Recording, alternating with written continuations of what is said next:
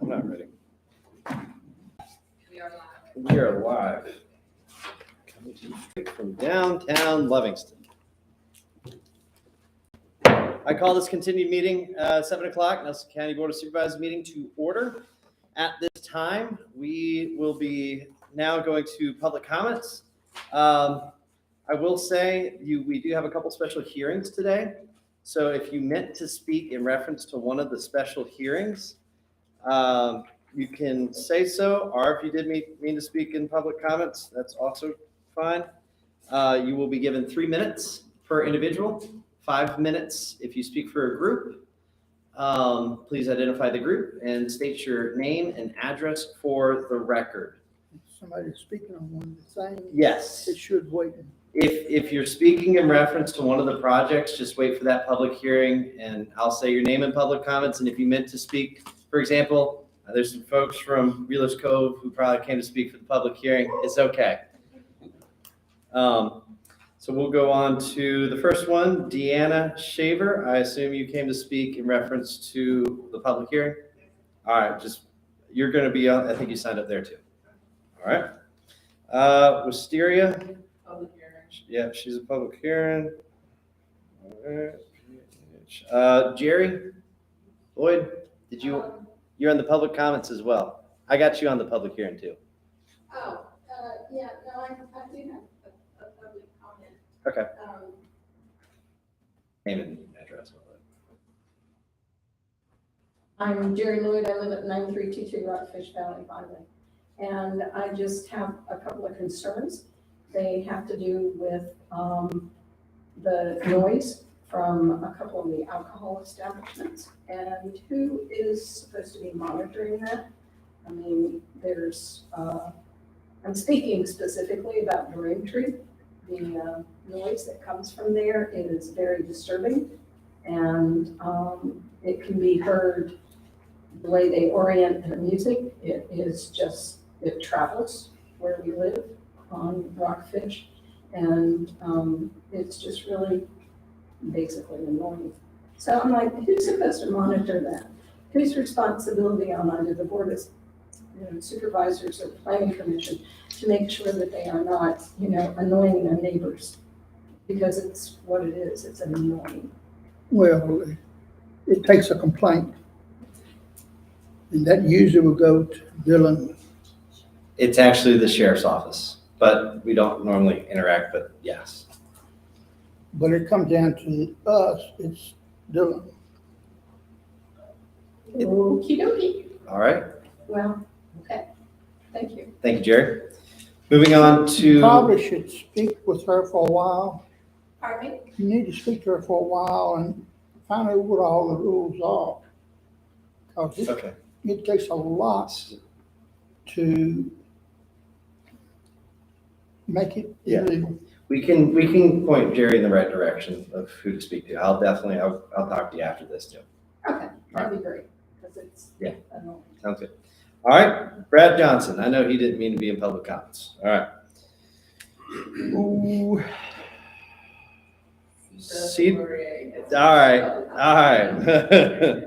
Sita DeLaurier. Okay. H. All right. Is there anyone else here who wishes to speak for public comments about anything not public hearing related? Could I follow up on Jerry's comment? You can come up. You get 3 minutes. Just same thing. 3 minutes. We'll take three. All right. Philip DeYoung, I'm at 305 Falling Springs Drive, Afton. And with respect to Jerry's comment, I wasn't planning to say this, but I would like to follow up with that. Yes, it has been a significant problem. I'm a quarter of a mile away from the Braintree up the hill, but I can hear the lyrics, and the music is on any given weekend beyond the pale. And I've called Mark Campbell several times and pretty much gotten that thanks a lot, but and I've also called the sheriff, and they have now said that what needs to be done, they're not going to follow up, they're not going to make a complaint, they're not going to respond to their concerns. And so my understanding is that the protocol was call the sheriff, they're the enforcement relative to noise ordinance. And they basically said, sorry, we're not gonna handle that. Oh. So I mean, something needs to be done to have an enforcement on the noise ordinance. Gotcha. Well, the problem is, it takes a lot to violate the noise ordinance. Well, I think they've achieved that. Well, we'll catch up, all right? All right. Anyone else wish to speak in public comments? Okay, Mary, state your name and address for the record. Mayor Cunningham. 3 minutes. 171 Joshua Lane, Afton. I thought you were having a hearing tonight about the dogs when, That is a hearing, and that'll happen in about 2 public hearings.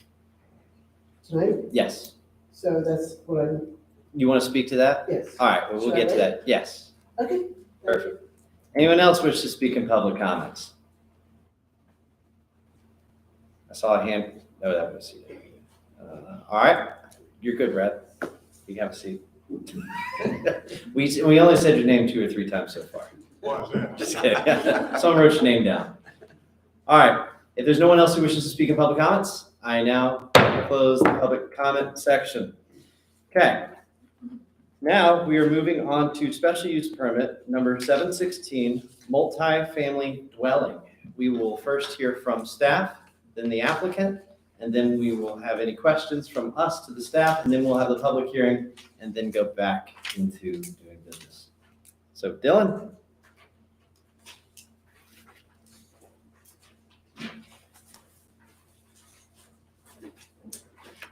All right, this is a request for a special use permit for a multifamily dwelling use on property zoned A1 agriculture located at 9485 Rockfish Valley Highway in the North District. The tax map numbers are 6A, 131, and 163B, totaling 10.94 acres. The applicants are the contract purchasers of the property, as CJ Mead and Joaquila Teasley, who are here this evening. The property currently contains several structures, some of which are non-conforming to setback requirements.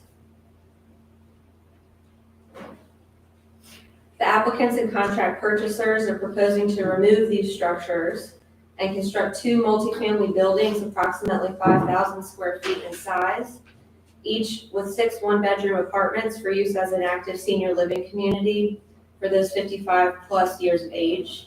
This is a total of 12 dwelling units and would require resubmittal of a major site plan to the Planning Commission if it is approved by the board. There is a section in the zoning ordinance that addresses multifamily dwellings that discusses density requirements and requirements for the applicants to submit evidence from a qualified soil scientist, the soils are suitable, evidence that adequate supplies of drinking water available, an opinion from VDOT that the traffic generated does not occasion the need for road improvements, and a detailed site plan showing landscaping and screening. The existing parcels would be required to be reconfigured as shown on the submitted site plan to comply with density requirements. To have 6 units on a lot, you need at least 5 acres.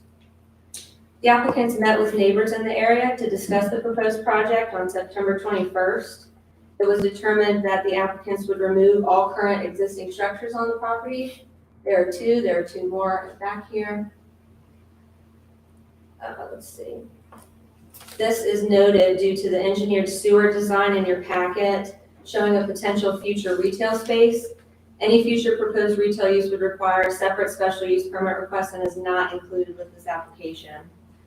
The applicants have provided a narrative for reference, and as a reminder, rent control is not a zoning power and shall not be considered in the review of this land use request.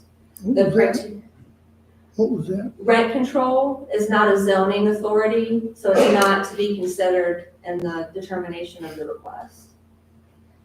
The special use permit criteria are included at the end of your report. The area is residential and agricultural in nature. Zoning in the vicinity is A1 agriculture. The property is located on the west side of Route 151, directly across from Silverback Distillery, and there are no floodplains on this property. Ramey Kemp Associates has submitted a turn lane warrant analysis and trip generation information for the proposed use. According to the report, no additional roadway improvements are required, and comments from VDOT indicate that a standard commercial entrance is required. Aquanova Engineering also submitted a preliminary design summary for 2 conventional on-site sewer systems. Although the report indicates the systems are designed for the 2 apartment buildings and a retail space, as I mentioned before, the retail space is not part of this application, and the structure shell will be demolished. The applicant submitted information to the Office of Drinking Water, who indicated permitting for a public waterworks well from their office is not required. If land disturbance exceeds 10,000 square feet, an erosion and sediment control plan is required, and if it will be over an acre, a stormwater management plan is required. For a comprehensive plan analysis, the property is located in an area designated rural and farming, which would promote agricultural uses and compatible open space uses, but discourage large-scale residential development and commercial development that would conflict with agricultural uses. This district would permit small-scale industrial and service uses that complement agriculture. The property is also located between 2 rural residential districts, which would allow low-density residential and compatible non-residential uses in rural areas where agriculture is not the predominant use. Clustering of residents further protects rural areas that are not expected to be served by water and sewer and must be developed at a density consistent with groundwater availability.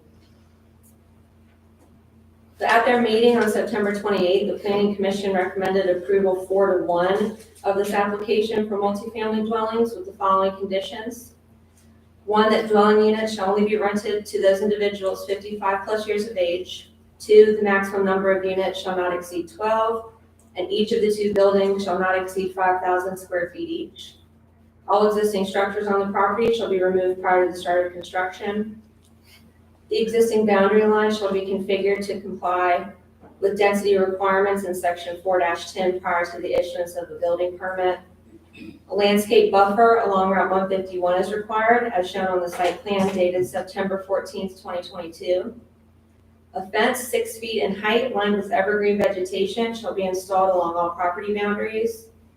And 7, all lighting shall be directional and glare shielded to prevent light pollution onto adjoining properties, roadways, and the dark night sky. An additional staff recommended condition following the Planning Commission meeting would be that the units shall not be utilized for short-term rental purposes. And as you all know, with special use permits, you're required to diligently pursue construction within a year of the approval date. Should the board approve this application, the applicants would request a longer time period between 2 and 3 years. And as always, here are your criteria for special use permit review. Shall not change the character and established pattern of development of the area or community. Shall be in harmony with the uses permitted by right in the zoning district and not affect adversely the use of neighboring property.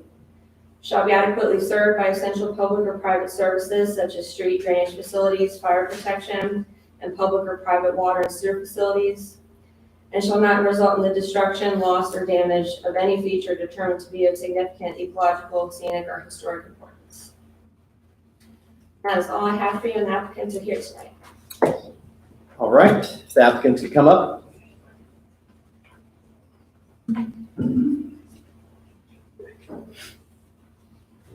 Good evening.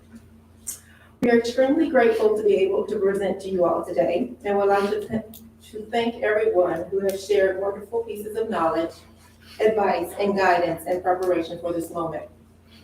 So everyone probably already knows CJ and I are here to explain why we are the perfect duo to build and run the DeLander at Nelson, an active senior living community. But first, let me tell you a little bit about us.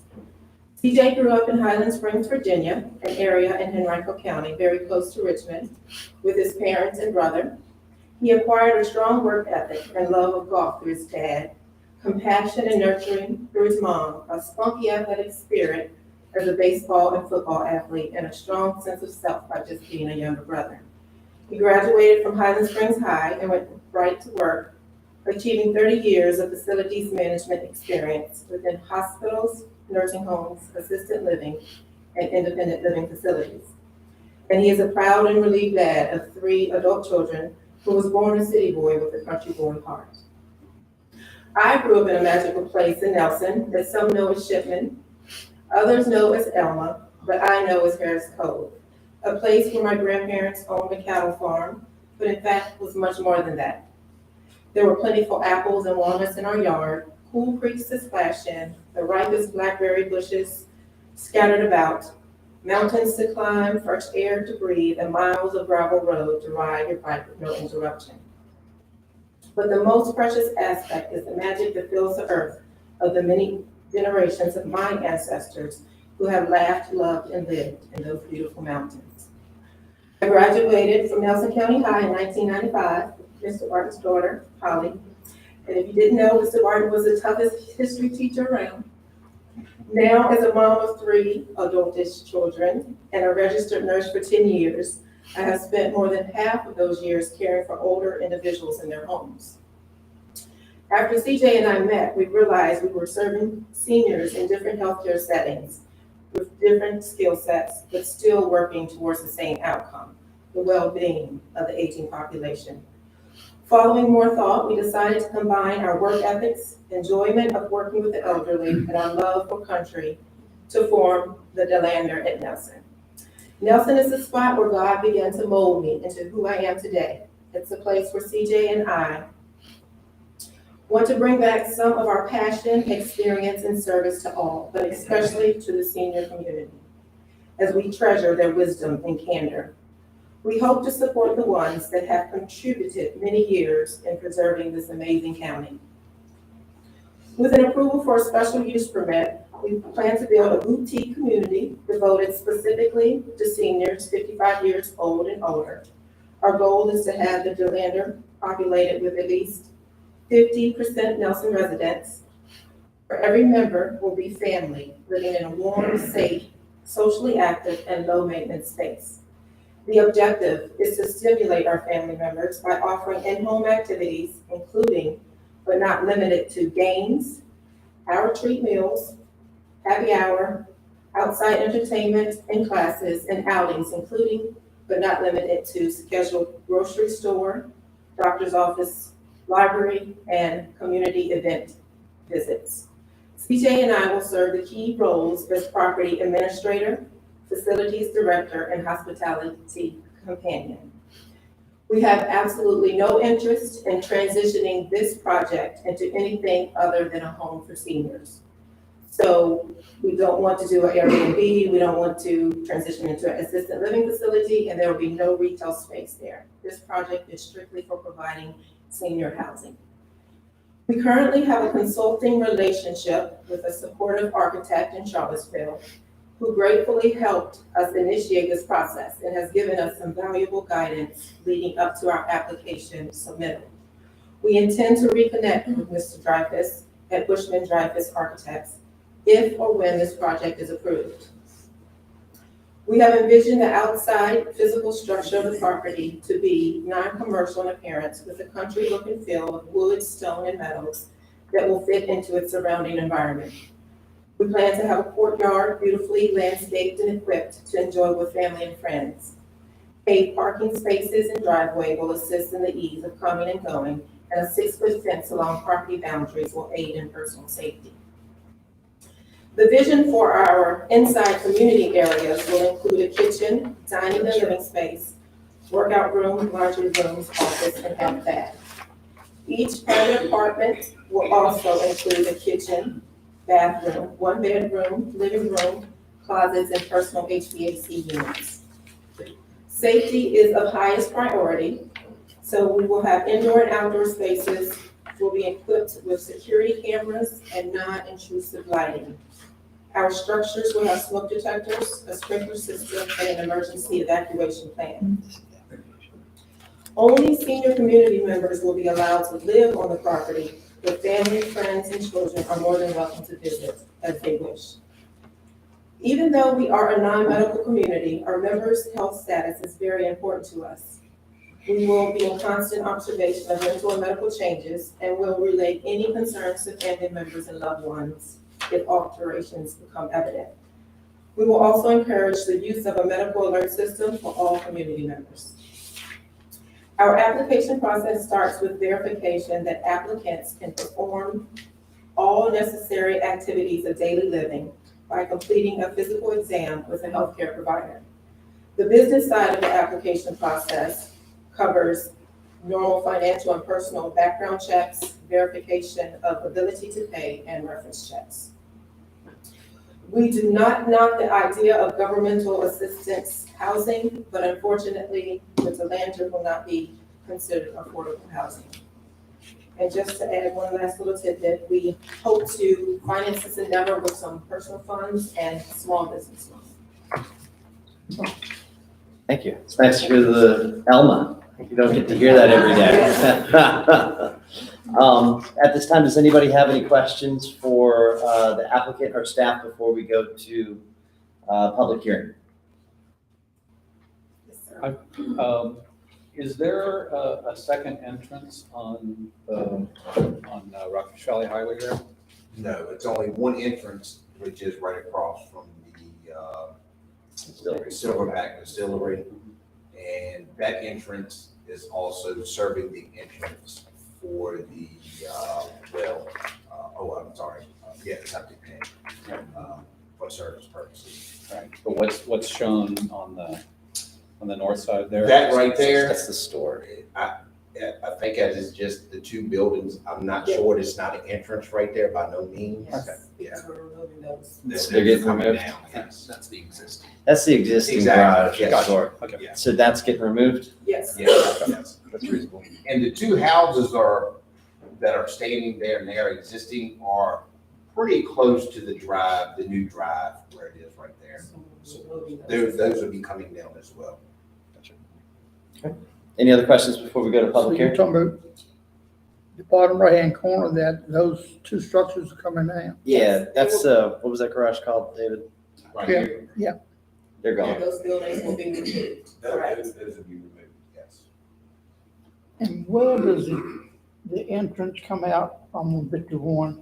Right across from the Distillery. Silverback They Distillery. have the big April monkey outside. I mean, it's not directly lined up with their drive, but it's a little offset. Yeah. Sure. Okay. Any other questions before we go to public hearing? Ms. Reed? Yes.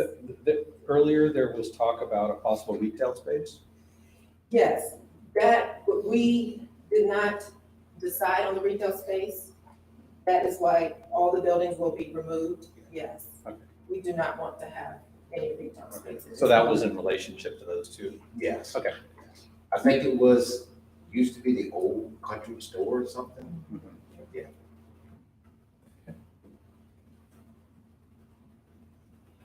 Question about the two, you just said something about the two buildings. But you're pretty much gonna wipe out everything else. on the Everything is property. on that property is coming out, yes. That's good. Yes, sir. All right. Any other questions? Otherwise, we're going to the public hearing. All right, let's go to the public hearing. Ooh. So some folks, what I'm gonna do is I'm gonna go down, because some folks were on here, what I'm gonna do is I'm gonna go down with who signed up on this hearing. In that order, if I missed you, just say something and come up, and you get your 3 minutes, all right? Ernie is our timekeeper. Again, the public hearing is 3 minutes per individual, 5 minutes for a group. Please specify the group, and only one member of your group can speak. So we will begin with Jerry. I always had right behind the podium.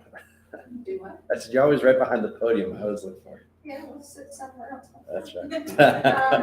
Again, my name is Jerry Lloyd. I live at 9322 Rockfish Valley Highway. And my property butts up against this property on the south side and then across from it as well. So their entrance, as it appears there, seems to be right across from Silverback. But, you know, that's not on my property. My property, you can see approximately where the driveway is in that, where the boundary line is. I just worry about even more traffic going in and out of that driveway, mainly because when the traffic does come down in through here, having approximately 24 more vehicles that can be going in and out of there. That's also a downhill slope. So a lot of times people coming down 151, because that is a downhill slope, when they try to stop, when they see your rear stoplights, they come off like pillows. Right in front of my driveway, there have been 2 accidents where people were slowed down because of the brewing tree, the traffic from there. And my daughter was almost rear-ended by a young lady who ended up taking her car over into the ditch in order not to be, smacking into my daughter.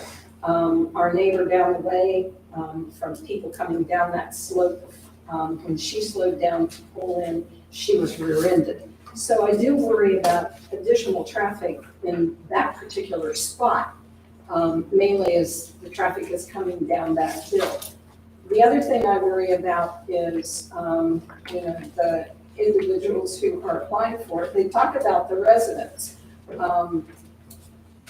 Doesn't sound like they're all independent individuals. It's like, well, we're going to have kitchens and we're going to cook for them and we're going to do this, we're going to do that. But independent individuals do not have the need for someone to cook for them. So I find that rather interesting. And then I also don't think that an additional time frame of 2 to 3 more years for doing what it is they need to do for this, when all special use permits, the time period is a year. You've got a year to get started. If they're going to get started on this and they're going to tear those buildings down, if they're starting within that year, tear those buildings down, that would count. But an additional 2 to 3 years, what's the wait? What's the delay? I don't think that's necessarily appropriate. I don't mind this coming. It's much better, in my estimation, than one of your alcohol things that you keep approving for with your SUPs.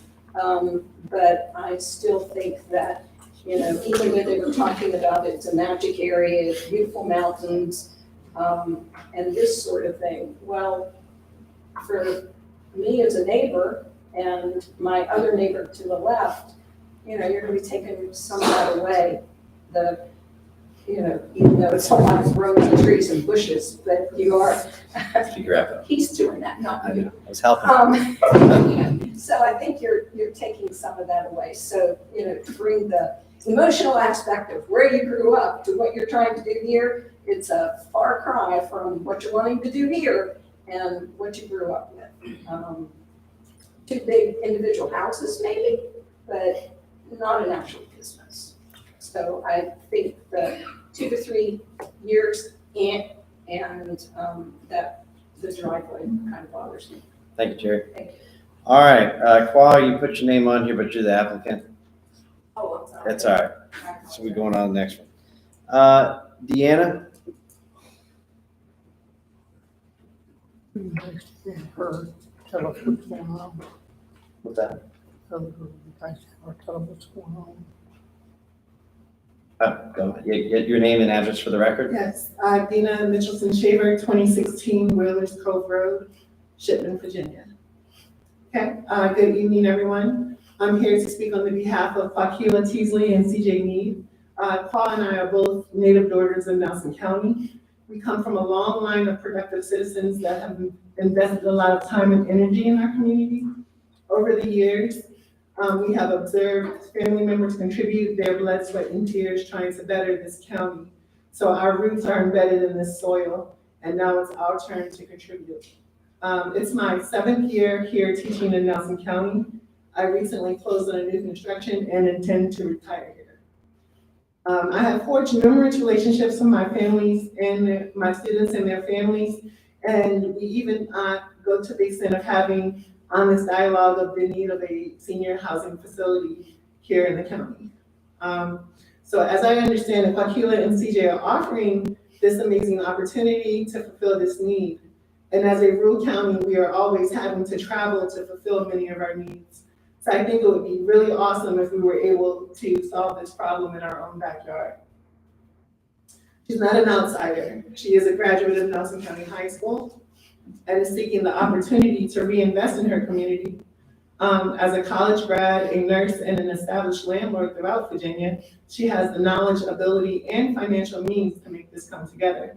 So please allow them the opportunity to make an impact on a county that we both love. Thank you. Thank you. Brad Johnson?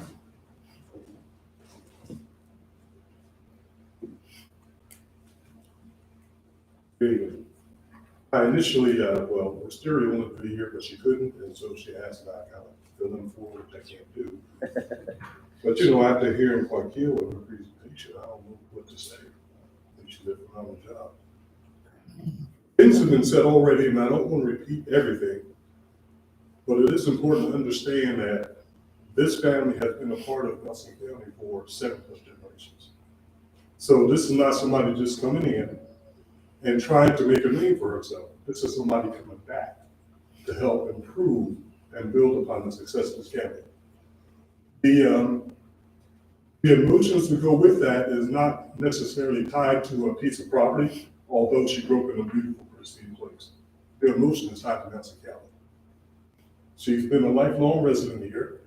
She's graduated through school systems, so she's a product of it. And it's just that one of the things I heard a lot, and I'm a transplant, I'm from Northeast, like him. But one of the things I've heard a lot is getting our youth to come back. Here's an opportunity. Here's somebody who wants to come back and make a difference in the community. So I'm just asking that you give her serious consideration. I pray that she gets approved, but if not, that's the way it goes sometimes. Thank you. Brad? Philip Young? Philip Young, 305 Falling Springs Drive, Afton.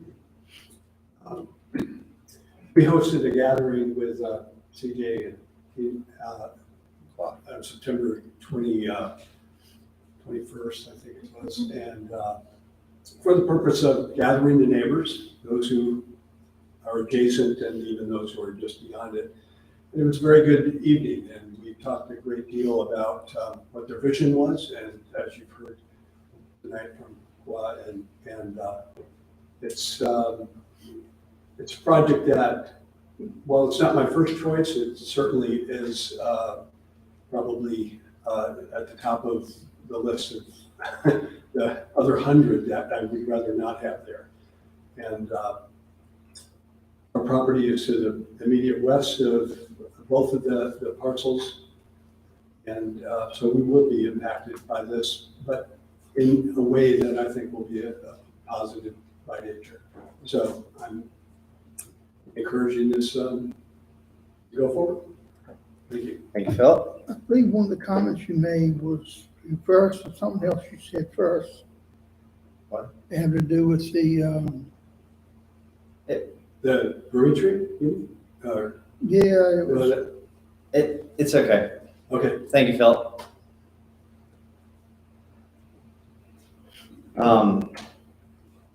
Philip Purvis. I have to say, I think we have half of Elma here today. Wouldn't you say so, Phil? We've got a good representation from Shipman, Virginia. And Shipman. Philip Purvis, 509 Megan Lane, Shipman, Virginia. And why I am all in favor of property rights, I do have some concerns about this, especially on 151 with all the special use permits that have been issued over there. I travel that road quite a bit, and on my way back from church on Sunday, it was at least a half a mile of traffic at the stop sign headed towards 250. It's, I think that if it was on a different location, I would, I think it would be a great idea. I'd a whole lot rather see it as a single family dwelling versus a multi-family or people facility based upon just the traffic flow. I take, and Tommy and anybody who lives over that way certainly knows the issues that they're dealing with in that area with the traffic. And it's just continually getting worse and worse. And the more of these special use permits and things that we're allowing, especially in that area, are contributing to the chaos on 151. They had two accidents over there, well, right there, but on that road last week, one resulted in a fatality and another one, I don't know how that turned out. But it is a concern. Basically, the traffic issue is the concern.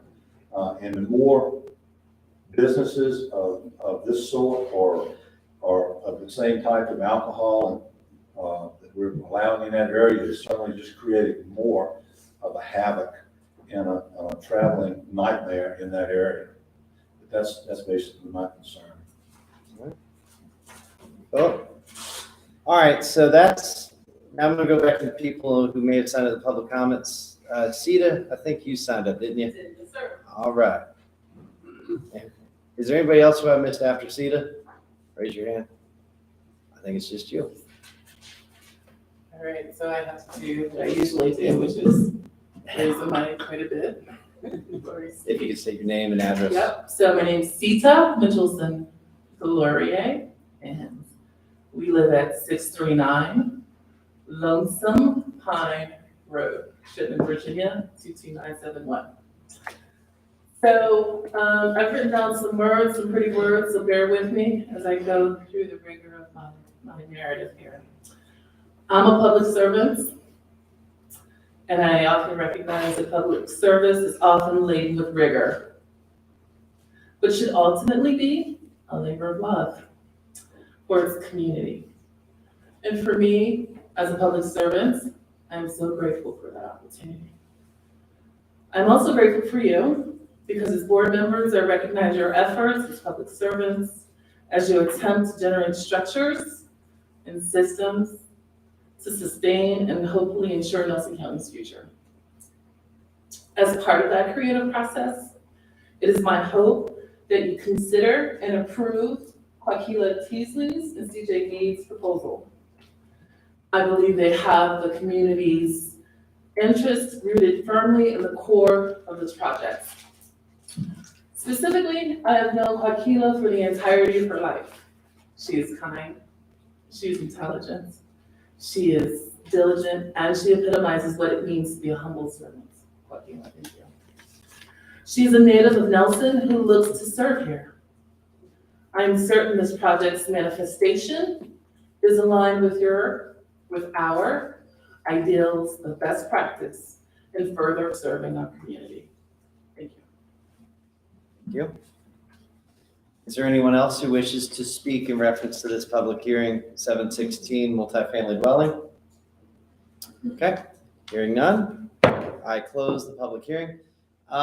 Staff, if you come forward, to applicants, we may have questions for you. Is there any questions for Dylan or the applicant? Probably Dylan first, since she's there. Mr. Reed, you have anything? I don't. Okay, anybody else? I don't have any questions. Here you go, Mr. Harvey. It's right here. This is it. It's right there. This one. Yes, it's this one. This one, and this one. Somebody's been unpacked. It's all over. All right. Hearing no questions is there any questions for the applicant? I'd say the applicant from Elmont. Do we have any motions prepared to be read or said? Or any comments? Mr. Barton? I'm a widower. I don't think I've ever said that before. And like everybody here, I intend to live every day I can in my own home. And, I'm stubborn about that, like all of you. But if I had to go somewhere, I think I would benefit from being in the care of Quaquila. And even though I hope never to make use of that, I think the fact that this facility would exist in Nelson County would benefit many people greatly. Because what was spoken today was not baloney. As far as I could see, everything that was said was the truth. Even the people opposed it.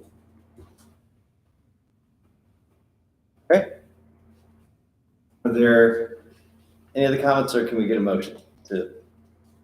It would be my suggestion that we approve with the conditions presented, including the additional staff recommended 1 through 8. Or did you have something to say, Dylan? Just also as a reminder, the consideration to grant a longer time period than 1 year. Okay, that's reasonable. So 1 through 8 plus a 2 to 3 year time period to start, right? Remember we discussed, Diligently pursue construction. which, yes, got it. Okay, sounds great. So that would be 1 through 8 with that in mind. If someone wants to do that, or change them. Yeah. Well, I don't want to just jump right into something, because Okay. there were some valid concerns brought up, and I just want to address a couple of things. Number one, while we're talking about the timeline, I'm just curious, someone brought up a very Can good the point. applicants come up? Yeah, if you don't mind. What's to keep you from tearing down the eyesores now? I'm just curious, what's the purpose of the request for an additional 2 to 3 years when Sure. it could be somebody could come in and tear that stuff down and just start cleaning it up, making it look nice within 12 months, which is a typical time. Well, that is So I'm just curious. That is a possibility, and like Dylan said, we're talking construction. Yeah. We're just at the beginning stages, working with Mr. Dreyfus, the architect, so we really don't know what the layout is gonna look like. I mean, that's very well what it's gonna look like, but for the detail parts of it, cost factor parts of it, we just don't have those details right now finalized. Getting the lot clear is probably not a problem. Kind of what I'm saying. Yeah. Has the land acquisition been finalized, or is that contingent on It your? was on 14th On the 14th. of this month. It's on a couple of days. Gotcha. Okay, moving right along. But it was contingent on On this. Right, understood. This is the way I see it, this is a very warm and fuzzy project. We're not here for the warm and fuzzy end of it. So as much as I appreciate that, there are some concerns that the public have. But from my standpoint, this is the kind of, we get so much negative sometimes about businesses that are approved and things that are already here that cause problems. And to me, this is almost helping offset some of that with something that is for our senior community, our older community, and offering some of our older citizens who right now, especially when, well, I know it's not Livingston, but when that closed, so many of our people have to go to Charlottesville or Lynchburg or Waynesboro. And this is giving them an opportunity to stay close. And so I like that. We as a board have to rely heavily on the engineers at VDOT to help with traffic concerns and what their recommendations are. If there are additional turn lanes needed, that type of stuff is not our call to make. We have to trust that they do the traffic counts and the site distances and all that. So I'm confident that they're taking care of that in the process. Yeah, we're working with Daniel Brown. Okay. Pittsburgh. Okay, very good. And I also, I know there's concern about sound and noise. I almost see this as they're putting a little extra buffer up to keep the noise from going across, because you're gonna have a bunch of senior citizens that I can't imagine are gonna be loud themselves. They might help absorb some of the noise from the community. So I do want to, I'm not downplaying that. I want to acknowledge the concerns that were brought up by the public comments and know that will be taking those into consideration when I vote. But I think this is a wonderful, I wish we could have a bunch more of these around the county. Thank you. So, and then one last question. Yes, When sir. did you graduate from Highland Springs? 85. Y'all had the marching band to die for. I mean, you guys were always the band to beat at band competitions. Were you in the band? No, well, your band was awesome, so thank you. That's all I have. One thing I wanted to add, because the construction piece and the contingent, this is before your time. We had a similar discussion as to what diligently, whatever that word was, and one of the case laws we saw means to erect, which so means materials going up. So it's not just like from my understanding, and I could be completely wrong, but typically what it was interpreted as digging footers didn't count, drilling a well didn't count, materials had to go up. So that's the only one thing I saw. Okay. So like site clearing, though I think it's up to your interpretation, I don't know if that would necessarily meet the criteria of diligent, whatever. Yeah, thank you again. Sorry. Yes, you were absolutely right. There was an opinion from the county attorney on Yes. that. And that you pretty much hit the nail on the head. So basically 2x4's gotta go up, and then that counts as diligent. So paperwork doesn't count, engineering doesn't count, tearing down doesn't count. And I'll also mention too, we're not sure what the footprint of the land disturbance will be, but if it's over an acre and they have to pursue the Department of Environmental Quality approvals, that often can take over a year. Very easy, very easy. And as you all know, of course, as well, that VDOT has initiated their Route 151 corridor study too. That should be completed next spring. Dylan, could you repeat the language that you recommended as the final condition? The ninth one. The ninth one? The ninth one would be to allow.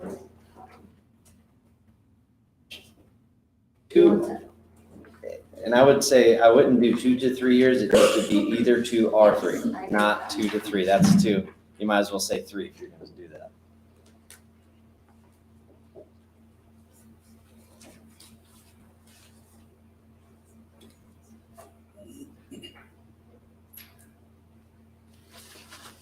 And my understanding is that if that condition's not met, they would have to reapply. Is that right? That's correct, Okay. yes. We've lived that before in this exact property. That construction be pursued within 2 years of approval, of the approval date. Okay, thank you. Mr.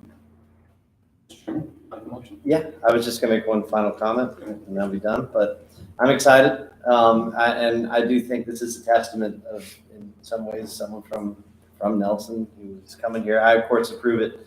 I'm in favor of it because of the nature of it, its impact and how it flows with the property, but excited to see something like this for our community. I'm done. And my only comment is that this is probably an exemplary presentation that I would love to see other applicants for special use permits. Harvey? Mr. Harvey, do you have anything? Yeah, I had a question. What's the size of the full property? The acreage, it's about close to 11 Never mind, acres. I was wrong. 2, 5 point something. Yeah, that's right. Yeah, currently it's an 8.13 acre parcel and a 2.81 acre parcel. But one of the conditions would be that they have to reconfigure them to be at least 5 acres each. Right.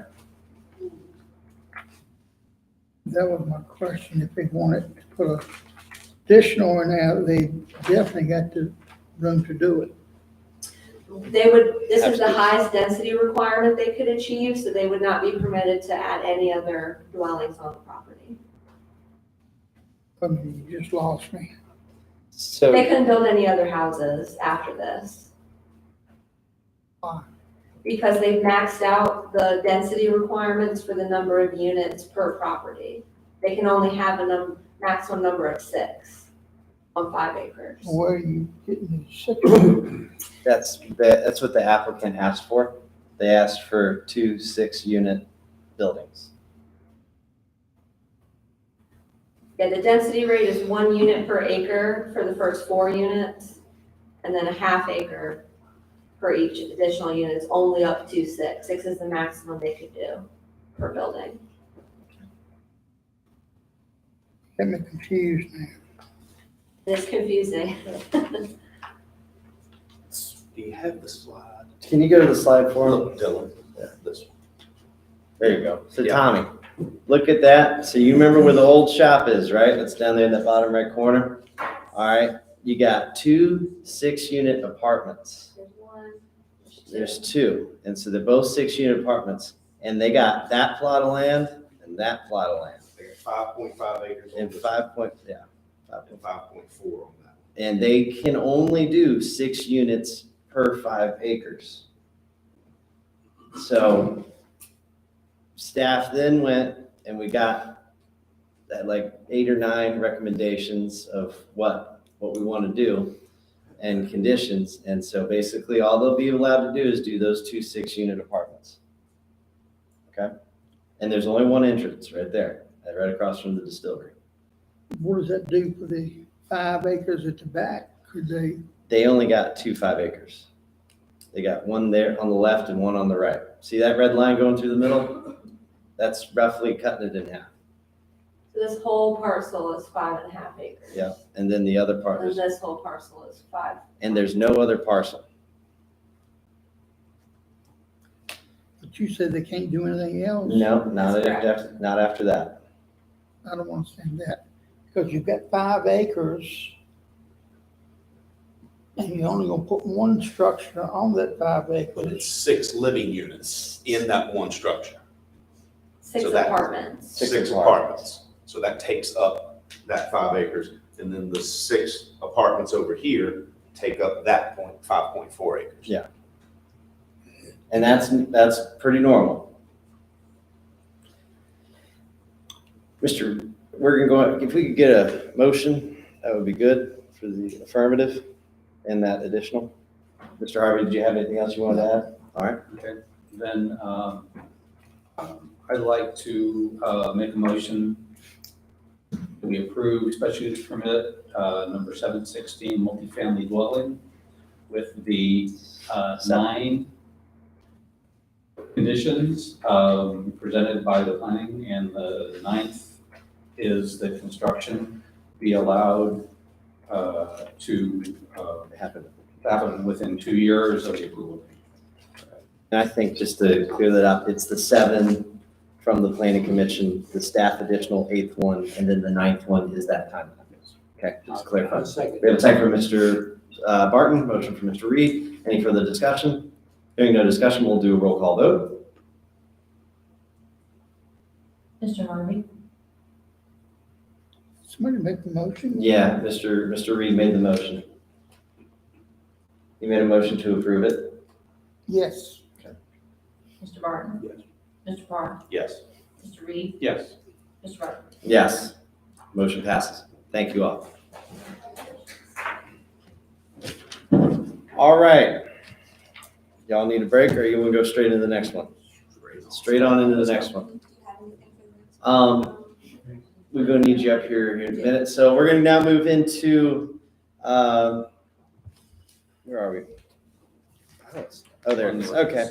Ordinance 02022-03, dogs running at large. Yeah, I have it here. I'm gonna get to Mr. Harvey, that's this is Harvey. Okay. Mine's here. It is, that's all right. Just follow that paper.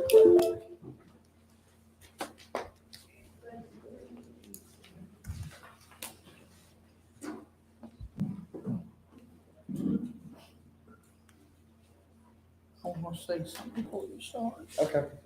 Absolutely.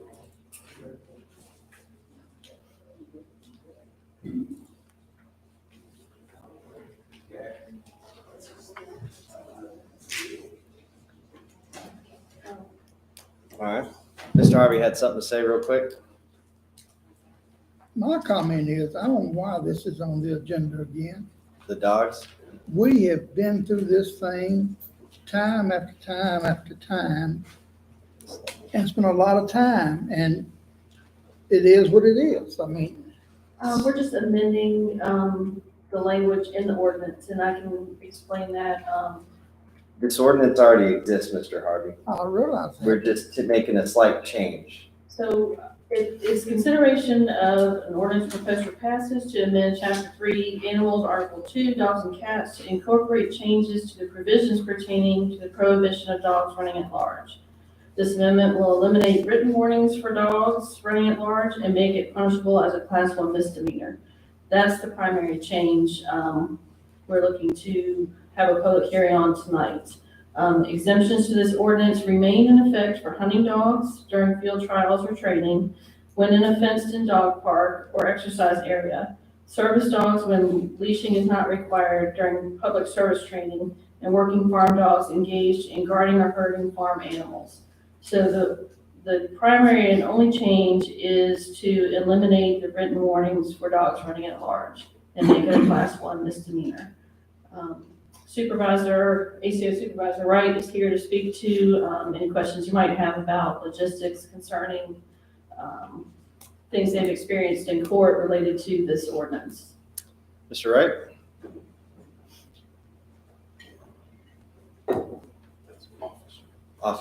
Officer Wright. Sorry.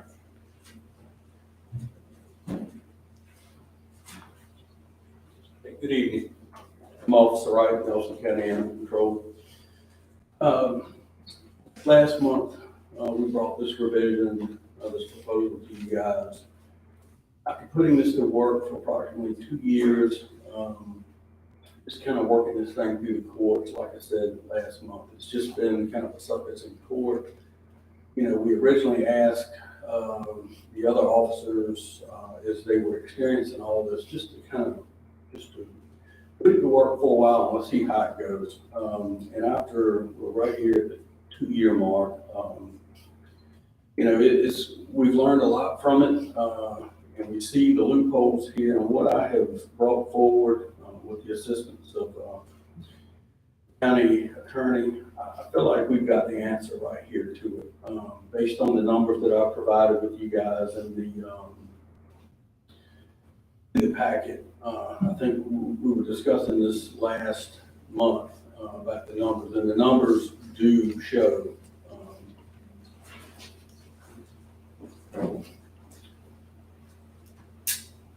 I'll go over them again.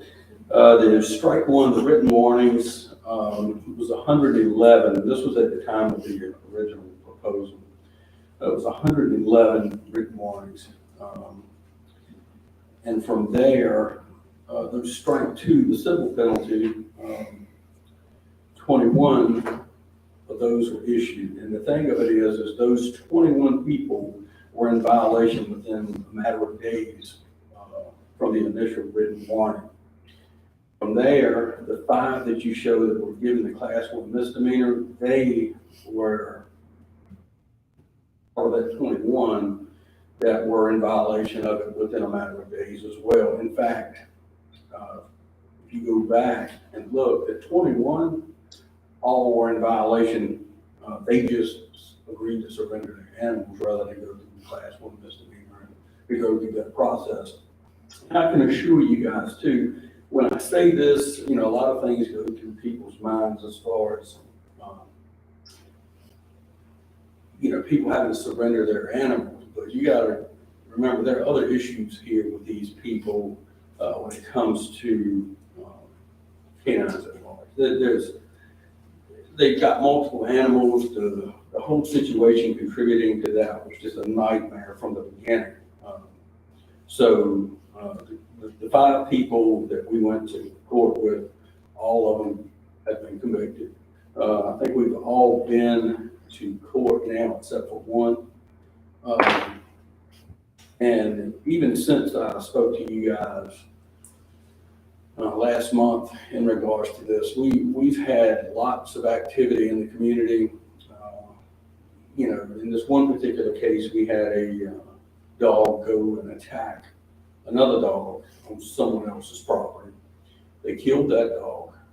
We go and respond, and of course, in a situation like that, we can do dangerous dog. But at that time, we couldn't do anything but issue a written warning at that point. And again, we had officer discretion there to remove the dog from the property. But again, you know, we want to work with people. This particular canine owner seemed to be responsible at that time. You know, it was unfortunate. He was apologetic. We worked with him and allowed him to keep his animal. And we do have that discretion to allow that if we feel like if they can keep their animal. In this particular case, within a week, he got out and killed another dog. So, I mean, this is what I'm talking about when it comes to what's appropriate. So, I appreciate your consideration on this evening, so. All right. We're gonna go to the public hearing real quick. What did y'all do the second time? In this particular case I just Yeah. told you about, this particular case, the dog was shot. Dog was killed. That's all I need to know. Okay. All right. Moving on to the public hearing. Jerry?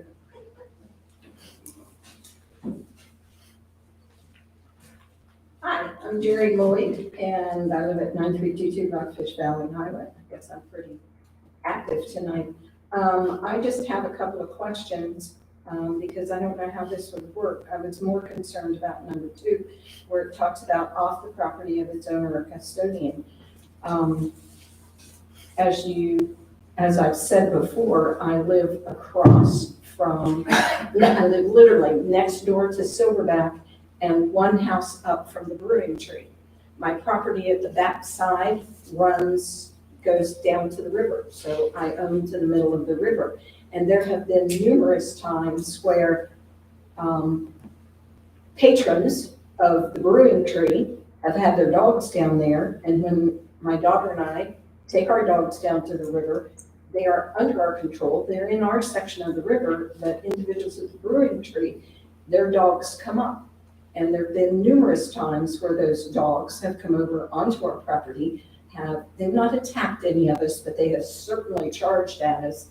And how does this impact that for the brewing tree? Because it can't, it has been an issue. And so it's like, how do you deal with that? It talks about a third party, but I don't know what that means and how and what we can do. Because if the individual who is at the brewing tree has a dog that they, let their patron bring in, by the time I was to call the animal control, they could be long gone. We do have cameras down there, but that doesn't always help. So that would be my question. How does this impact us with the brewing tree, allowing patrons to have their dogs who come up onto our property? All right. Anyone else wish to speak in reference to ordinance 02, 2022-03? Mary? Okay, I'm back. Mary Joanne, 171 Joshua Lane, Acton. All right, so we have a dog. Our dog escapes from our control. He is kept inside, he's kept in a fence, he's kept on a leash. But he does escape because he's a husky, and that's their nature. Now, I remember, and we've only had the dog since COVID, so we've been training him for a couple of years. So our concern, and we have worked with Officer Wright up to this time, and he's been great. I mean, he's very reasonable. He's talked to me at length about this. But nonetheless, I just couldn't let this just pass without letting me know that I know I think my husband wrote an email or something to you, David, about this initially and about the neighbor. And remember, you're saying that, well, this is not intended to be the friendly dog who, goes over to the neighbors and whatever. So, but that is what it does deal with. And we have a large property that the dog can run on, but if the dog steps foot onto a complaining neighbor's property, I'm in a class 1 misdemeanor. I don't think that's right. I think what we need is to include in this, I mean, it might seem funny to Officer Wright, but a good neighbor clause, something where, you need to contact the owner first, because we are always out the door after him if we know that he escaped. And we are, immediately after him. And also, if the dog has never been aggressive or caused, really property damage, those are little things that need to be considered. Yeah, it is.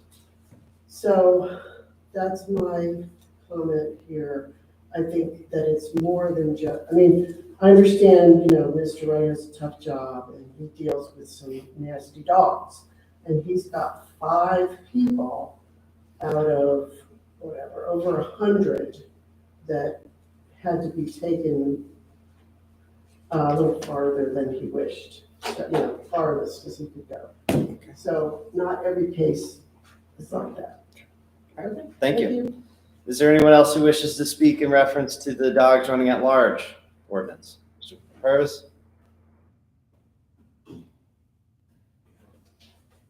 Purpose 509 Megan Lane, Chipman, Virginia, and I'm a little confused. So how does this relate to a hunting dog? I mean, if you're hunting, if you're deer hunting or whatever, and you got dogs that run across the property line on somebody else's property, are they in violation or? If he's tagged and licensed, he's legal. He's legal. It's exempt, it's bold. It's in bold letters. The hunt dogs are exempt. As long as you're licensed. That's right. All right, anyone else wish to speak? Hearing none. Oh, yep, come on. I know y'all don't have any hunting dogs. Looks mean. I just got up work. My name's Teresa Coffey, and Kevin knows who we are. He's been to our kennel. I mean, we're probably one of the few kennels that have heated and cool for our dogs. But I mean, we have right many acreage, hundreds of acres where we live at, and I just want to make sure that if our dogs are out running, because we have them collared up and all that, and I don't want to confine my dog, but I don't want to get a ticket or arrested just because my dogs are friendly and going through a neighbor's yard or whatever. I mean, it's got to be some kind of stipulation for that. I mean, we're country dogs. So let's try not to do with so much interaction, otherwise everybody's gonna want us to interact, but we're gonna interact with Kevin on a lot of that. So if you got anything else you got. I'm trying to be civil and trying to be Y'all. kosher and still have country dogs. That's right. All right. Anyone else wish to speak? All right, Kevin, Candy. You can close. Oh, yeah, that's right. Close the public hearing for dogs running at large. So, Kevin, I think it's just in those instances, we know dog hunters are, if you could just come up for a second. Well, I Candy. mean, the easiest thing to do is just before he starts, read the ordinance Yes. where it says, when a dog is not considered to be running at large. A dog is not considered to be running at large in the following circumstances. Number 1, dogs used for hunting. Dogs used for hunting are exempted from the prohibitions of this ordinance and shall not be deemed to be running at large provided any such dog is wearing a collar with a tag showing the name, telephone number of the owner of the dog, period. So they're exempt Done. from the ordinance. So you can, All right. did I steal your thunder? I'm I think sorry. you stole his thunder. No, I'm very thankful for that. Yes. Is there any questions for Kevin or Candy before we make any motions? Yes. All right. So, and I apologize. I thought you lived in Rockfish Orchard when I made my comments earlier about the senior. I didn't know you were on that side of 151, so I made a comment. Okay, I got you. Anyway, of the 111, that was the first one, right? The warnings was 111. Of those 111, how many of those would you say are good neighbor dogs? Just the yellow lab that runs loose and gets, the battery's dead in their collar, and they ran through the fence and they're, that dog, how many of the 111 were those approximately? I think I understand you're asking me, are you trying to tie it to what she was talking about? Correct. I just want to know if, because that's a valid concern. Okay, That, well, I 'cause we- totally agree. Yeah. I get it. And 111, you gotta remember, this goes back to the origin of this. Once it was originally passed and we went to work in this thing. So out of that 111, you had a lot of people that just didn't know that this had passed. So that's why the numbers were what they were at that point. Since then, they dropped dramatically down. I mean, once it's out, your responsible people are going to have little hiccups along the way. And we're going to continue to deal with that. And Ms. Cunningham mentioned the fact about a good neighbor policy. I think she mentioned something to that sort. And I get it. See, when we originally wrote this, you were the one that specifically used that language, is that this is not trying to change the dynamic in neighborhoods. We're encouraging that. We want the source for people in the community. We're trying to encourage the country living, as Teresa was talking about it, up on the North Fork. If, we're fine with all that, and we want it. Well, in my neighborhood right now, what's going on? Dogs are running all over the place. I don't put on the animal control gear and go in there and straighten out my neighborhood, because my neighborhood, everybody's okay with that dog situation, so we support that. I encourage that up on the North Fork. Nobody's, and the same, I wish that was the situation for Ms. Cunningham. But unfortunately, that's not. All it takes is one person to be aggravated by your dog. That's your little black crow. And not everybody agrees with it that it's a good dog. Whatever, it's causing grief for someone, that's why we got the call. That's why we have to go in and put the water on this great country living scenario right there. We can't resolve it by just knocking on the door and talking to them. So we have found that this right here is what's done it. And after a good talking to it, usually takes care of everything. But again, we don't, the circus that we've had to go through, it's just too much in this right now to, as far as the warnings, who the warnings are going to, the living conditions, as I said, last month, it's a circus in court. We're having to, well, again, I won't ramble, but it has turned into a circus. So we're promoting everything everybody here was talking about tonight, and I agree with them. We need to, and we're going to continue to. But what we have proposed is what it's going to take to shut this down. All right. Any other questions for Mr. Wright? All right. Wait a minute, I had,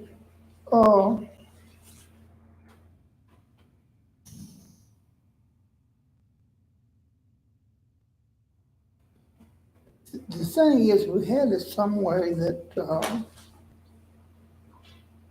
they could receive a warning, whether it be from us or the neighbor. And then if something's not, we've got this thing where they've got to be kept, not on leash, but they've got In the property boundary, yes. in the property boundary. And so we have that kind of sorted now, but it ain't working. It ain't getting the neighbors who have bad dogs. Okay, that's our problem. That is our problem, and that's why we're here today, to resolve that remaining problem. Yeah, but what he's talking about is not that problem. So let me go back a little bit to when this first started. As you all recall, I was the board member representative on this committee that Officer Wright chaired when we were coming up with this ordinance. And we thought we were doing a good thing by putting in the ordinance a warning. And that has turned into a huge problem in the court system, where what we're trying to do now, by taking that language out of the ordinance, we're not necessarily taking that ability away from the animal control officer. Correct me if I'm wrong, but officer discretion will still be there. So if you see the golden retriever who got through the fence and is a good neighbor dog running around, you're not necessarily going to jump straight to a civil penalty, if I'm not mistaken. You still have the ability to use that warning as an animal control officer before you go to that step, correct? Right. And we still have the ability to do the written warning, but we have the discretion. Not to skip it. Right. Yes, for the right dog. And you want to use that discretion. You have used it Yes, sir. continuously over and over again over the last year and trying to maintain so dogs can run free. I believe you've done that. Yes, sir. I see your problem, but I also believe that you want dogs to be able to go where they want to go. If, and what you have a problem because some dogs are not nice all the time. Well, some people aren't even That's what I was gonna say. Yeah, There's a so lot I of mean, cases where- that's what this is about, giving him, trusting him to do his job, really. Don't you think that's what it is? I agree. This has been one of the worst subjects we've had. We've had some pretty big meetings, I mean, and I had some very years- scary walk out in the parking A lot. few years ago, you should have seen it. I mean, You God. should have been, no, a few And years then- ago, and that was then you all nothing. assigned me to Dave- the committee David Parch, and really. we worked it all Now, out. I just want to say, like, Ernie and I's That was the first, best thing Mr. Barr ever did. He was a miracle. He man. was a I thought miracle he was man. Miracle man. Ernie and I can attest to the day, and Mr. Harvey, it had been like first 4 months of us being on this thing. It was rough, pun intended. You're not gonna get any sympathy here, I can tell you. I You do were it there. Every day, Well, every day. That is not this. no, no, And for that, I'm grateful. that we are, All and right, so I make a motion. thank goodness. All right, to approve ordinance O 2022-03, dogs running at large, as Make presented. that motion. Great, we have a motion, we have a second. Second. Second, Mr. Park. I'm not good with the whole motion. All right, well, we're going into discussion, so what did you got?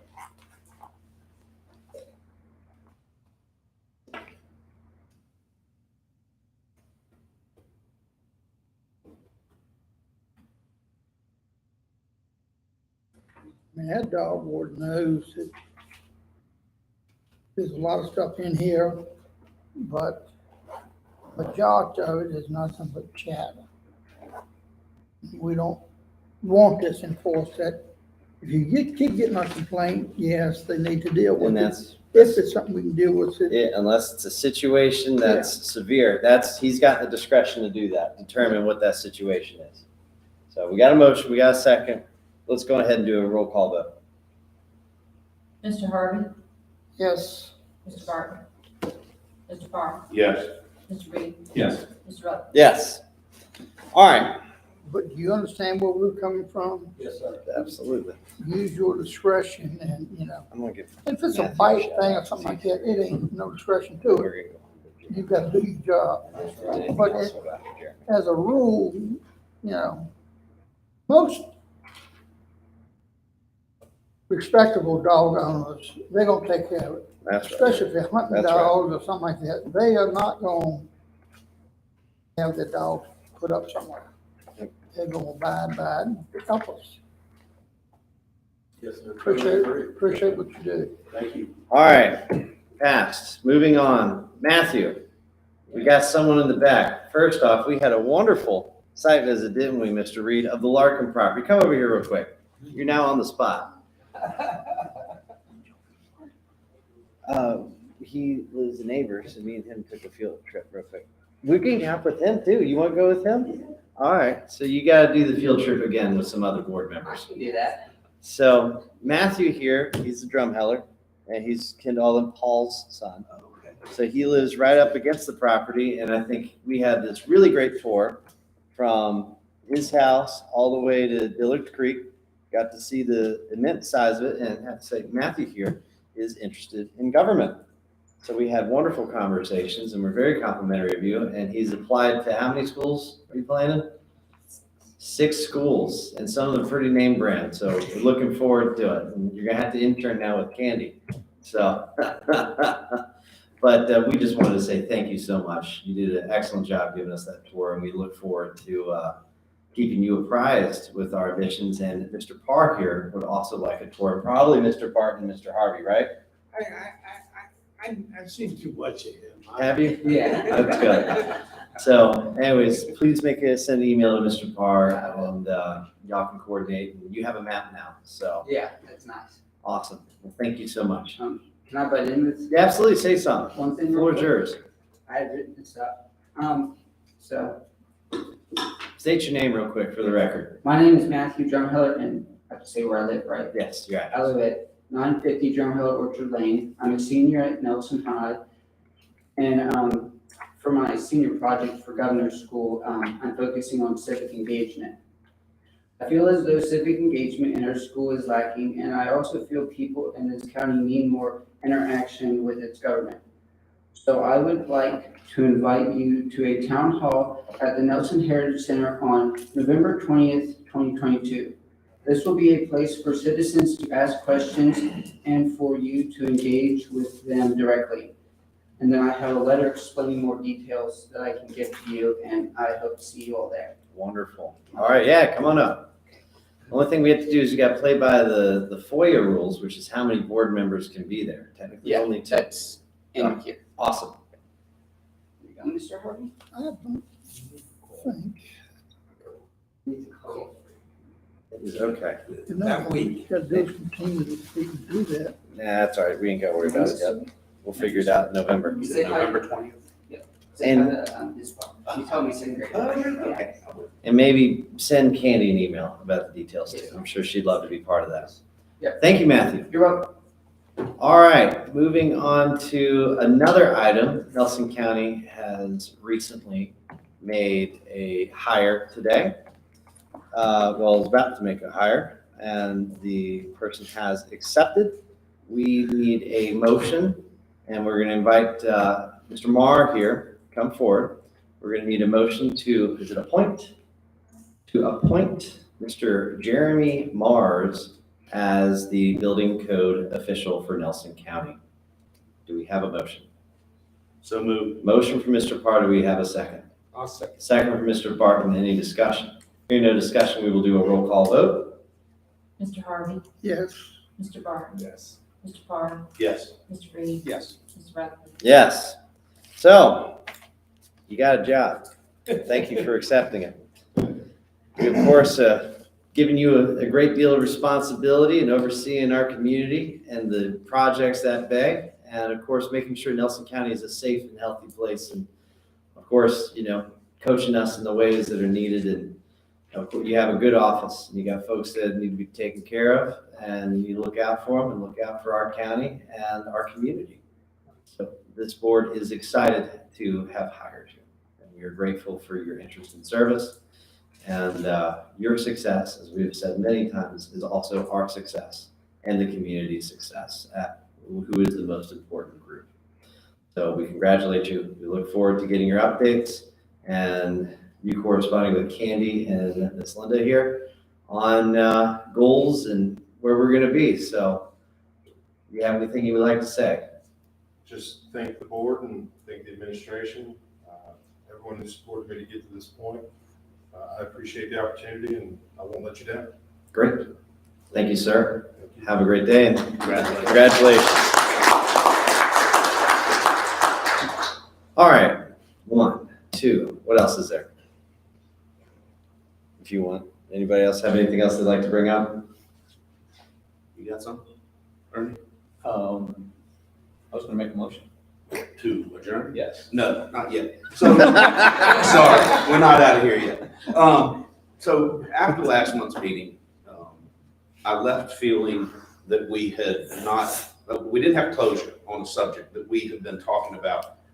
And yes, I'm bringing up the ag facility again, and I apologize.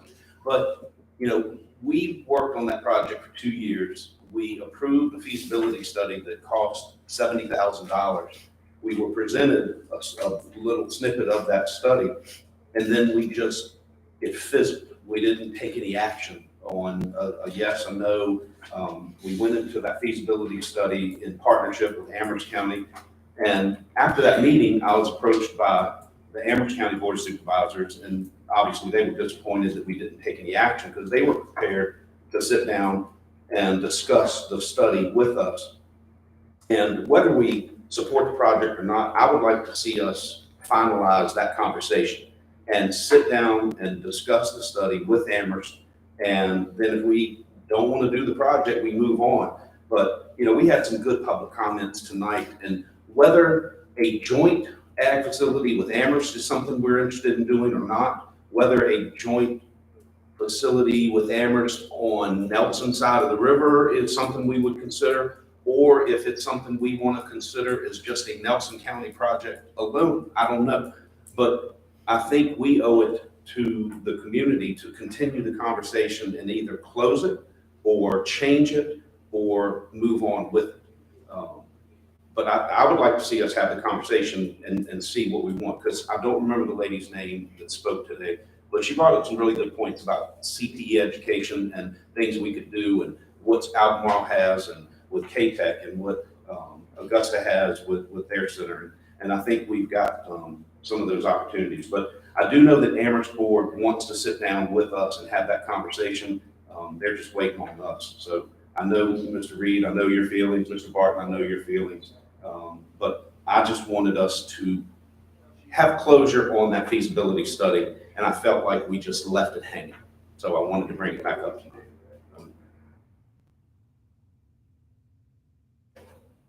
I'd be willing to work with David, working with the Amherst Board to come up with. Okay.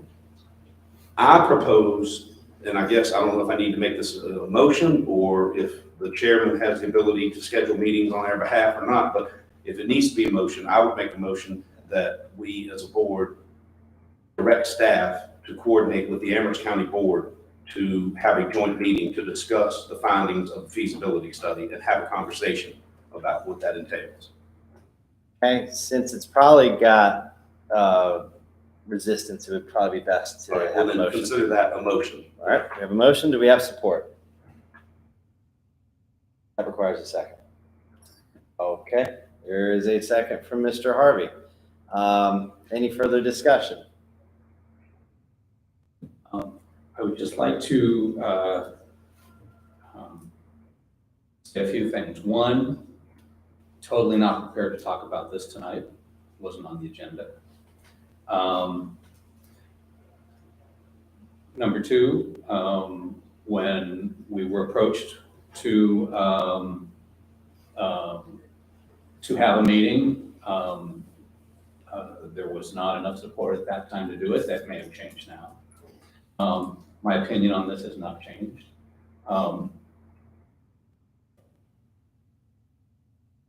But I think, first of all, to ask for a motion on this tonight without preparing the board to address it directly. I mean, obviously we have the opportunity, but is poor protocol. But I will also say that I think the entire project is the epitome of poor protocol. It is absolutely not in the interests of Nelson County to invest funds or to invest energy into a facility in another county, which is considered an economic generator, because it would not be an economic generator to Nelson in the same capacity that it would to Amherst. And that is a given. It is not a question of, it's not even up for discussion that that would not be the case. So I think that it's really important to revisit all the reasons why it's not in the best interest of Nelson County to go forward with this.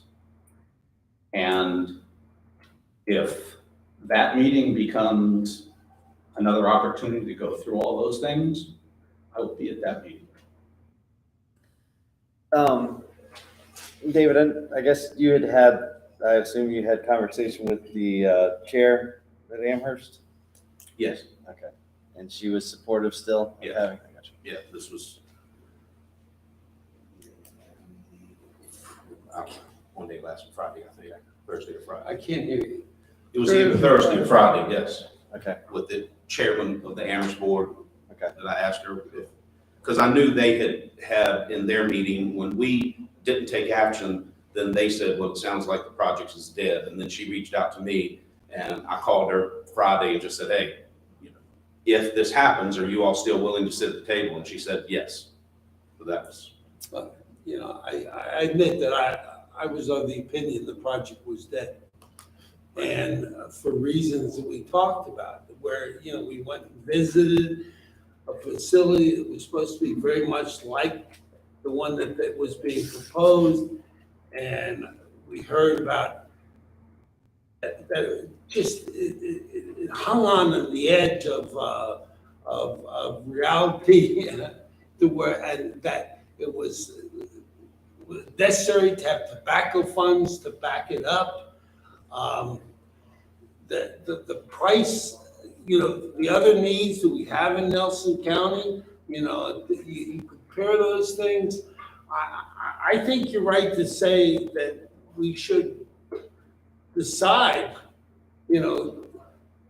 also, the county administrator for 25 years, I don't think it's wrong to speak for him that he thought it was a terrible idea, not just a questionable thing, just a really bad idea. And I don't see why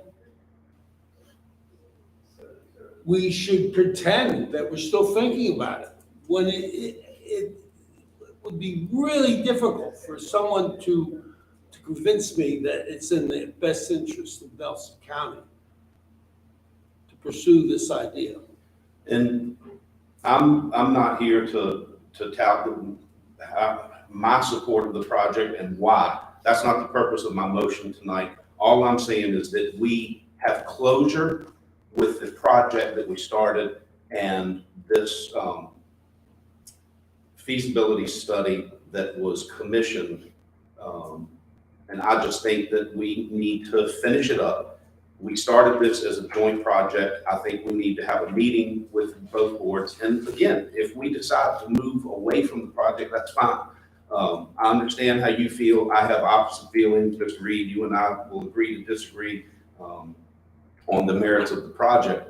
But I would like for us to, as the motion stated, to have that meeting, and then we could bury it forever, or we could take a different path. I just remember when we were up at Devil's Backbone discussing the future of Nelson County, that we were this close.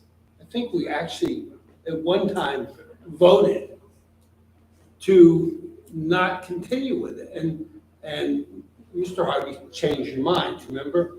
And we continued on with this idea that we're pursuing this idea. When I just see no way in which this project, I mean, all these projects have a certain validity, but compared with the other needs of Nelson County at this time, I think would serve us best in terms of our energy and what we're looking towards to just discontinue our interest. Right. So I know, and of course, I've said prior, I was agreeable to having the conversation. I still would be agreeable to having the conversation. The only cautionary piece I would have is where the board of supervisors in Amherst were. I know they were also getting some resistance, so I'll agree with the motion that you have, but I do want to have a due diligence phone call with their chair and their county admin to see where they were, because I know Candy had also had, you had any discussion with their admin?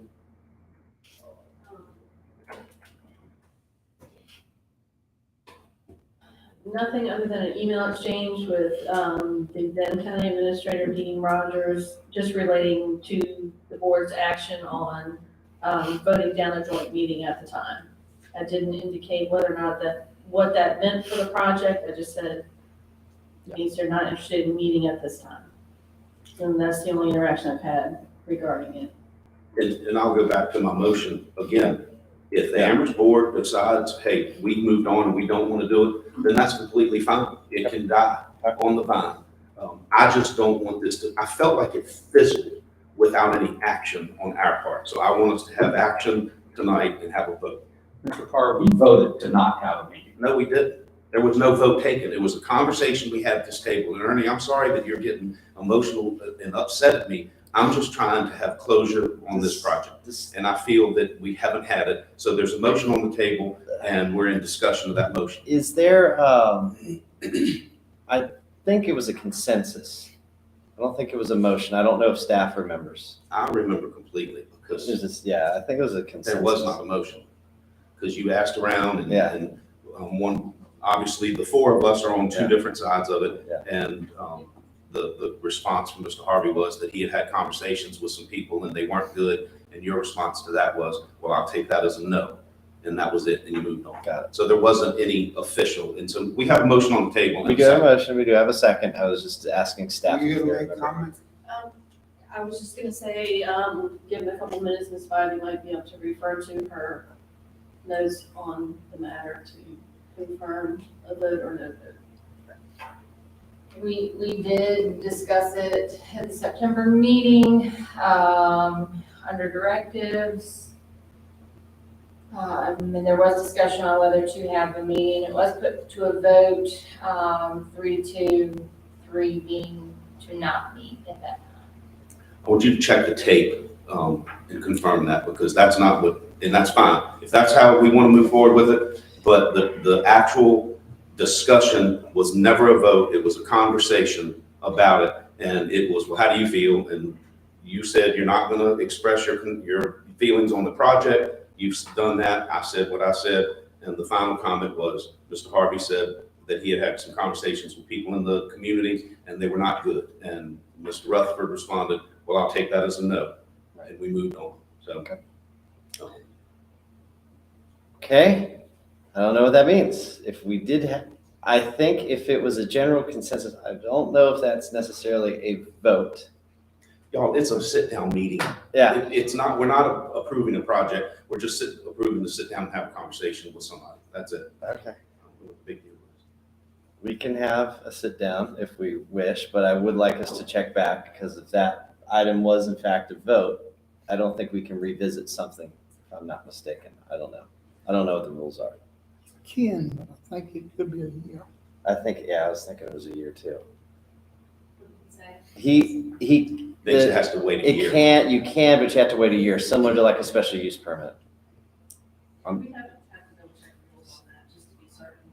All right, well, I think that's imperative that we verify that, and with the contingency of, that we aren't doing anything contradictory to what the last vote was. So do I need? You did a motion, you did a Well, second. can we vote on the We could do that. motion on the table and have it be contingent on it following protocol or rule? Yeah, or and whatever? and a Well, I don't have any problem. David wants to talk to that board or any. he wants the whole board to meet with their board. I mean, that's what they, Yeah. it's been I know requested. that, but you need to have, I think he could meet with somebody up there, a couple of them. I mean, Chairman, yeah, I real agree with quickly. Tommy. I mean, you can be, and come back here and give us a good argument. You know, because we And- haven't heard that yet. We haven't heard anything. All right, You agree to that, David? David wants the whole boards to meet. I agree. I don't have any problem with that, but I think we just so far apart right now, we just need to. I mean, I don't want to do something that's gonna be a waste of time. And I will say. That's why I don't agree to just having a meeting, because that would be a waste of time. Me coming back and giving a report would be a waste of time. We've had presentations, I've given reports. We are so far apart on one version of the truth and another version of the truth. And that's why I'm tired of us sitting separately. That's why I think it's so important that we sit down collectively and everybody have the conversation and clear up any confusion or information that doesn't match up with the presentation. That's what I hope from a joint meeting, so we can all have the same information at the same time, not getting information secondhand. What do you think the Amherst board is gonna say to us that we don't already know? I don't know what they'll say. I don't know what I want, and it's not just the Amherst board. I would hope someone from the Amherst Ag Committee who's leading up the project would be there to make a presentation or give some information, or the architects that did the study would go over all of that. That's what I hope the meeting would be framed as a presentation of the project to the two boards at one time. And then where we could all ask questions together. rather than being Doing separate and. a work session. It's not. Yeah, exactly. That's how I envision the meeting, so we could all ask questions and get answers at the same time, not as two separate or through the grapevine and The only thing I can say is if we did do a joint meeting, it doesn't obligate board members to attend, if that makes sense. So for example, Mr. Reed and Mr. Barton could choose either to not be there, and it would just essentially only be 3 at that point. Now, I don't know what their plan would be, but I'm just saying it doesn't obligate anyone to be there. No, I it takes 3 to be a meeting. I would just like to say that this has already dragged on, as you say, way too long. We are here every month. We're the Board of Supervisors. We're present every day of every week, of every month, of every year. Information could come our way, presentations could come our way, business plans could come our way, proposals could come our way, public can come our way and give us whatever information they want, and we don't have that because we don't have the support of the community, of the county. You know, if we had the support, people would be beating down our doors to tell us that this is something we should do. And trust me, we don't have that. Not that there aren't some people that think it's a good idea. And in some ways, Let's get some order. it's not a bad idea. But to create a partnership with Amherst County on something that benefits them way farther than benefits our community, no matter what metric you measure it on, no matter what metric has been presented to us so far, and going to see the dismal situation that they have at Chatham with what they're doing, and the struggle they have to go through to chase money to make that thing work. And believe me, the gentleman that took us through on that tour was very specific. He said that us, not in so many words, because I guess this might be my interpretation, but he was not looking forward to having a second ag center because that was going to make his job even more difficult.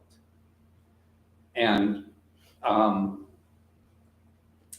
you know, I think that taking this further is not something that we're going to be able to come together on. And the things that we should go forward with are those things that we can come together on. All right. So I will say I am curious if there was a vote, what that means. Because if the vote was in the negative, it might mean whatever we do right now. Right, and I agree and I would 100% with that. And I think that would be something that would be very critical to find out. The only thing that I would say is if we do a joint meeting, it would just be more than likely, it would still be the same 2 to 3 of us in the affirmative. And I know they're getting resistance on their board now. And that's where I was asking for its conversation. And I would also just add one contingency that we engage with that chair. A civil conversation. I engage with that chair and see where they're at and see if they still have that support. And they would need to bring that up in their own meeting as well. All right. Mr. Harvey, you have anything else to add? No, sir. So we had a motion to do a joint meeting. We had a second to do the joint meeting. We had a very long discussion. We have a couple contingencies that I'm adding in that.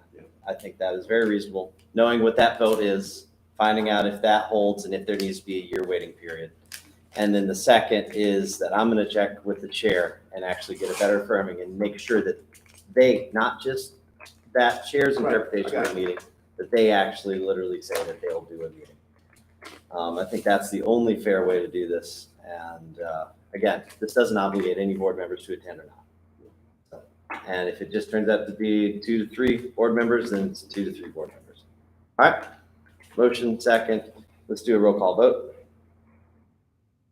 Mr. Harvey? Yes. Mr. Barton? What we voted? Voting to have a joint meeting? No. Okay. Mr. Farr? Yes. Mr. Reed? No. Mr. Rutherford? Yes. All right. Moving on. Please adjourn. Is it adjourn and continue or adjourn? Adjourn. We're adjourning and continuing to October 24th for our joint meeting with the school board. You know the adjourn. And that's it. Continue to speak. Mr. Reed, can you continue the meeting to the 24th at what time? 6:30. 6:30. Where? Here. pretty sure. Gonna be in the old boardroom. That's the joint school board meeting.